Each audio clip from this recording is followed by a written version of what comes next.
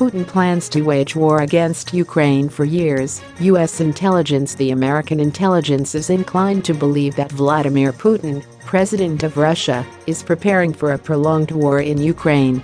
Source: Avril Haines, Director of National Intelligence of the U.S., during annual threat assessment report in Congress, as reported by CNN. Details: Haines thinks that the war in Ukraine has become a grinding attritional war in which neither side has a definitive military advantage, but said that Russian President Vladimir Putin was likely to carry on, possibly for years.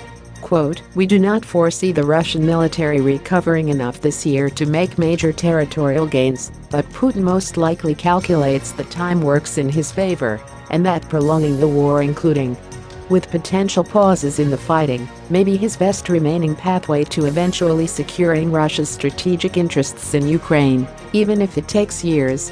More details: Haines added that Russia will likely be unable to sustain even its currently modest level of offensive operations in Ukraine without an additional mandatory mobilization and third-party ammunition sources. But she cautioned that a potential spring offensive by Ukraine may be limited by the extent to which Ukrainian forces are having to draw down their reserves and equipment as well as suffer further casualties defending against current Russian operations.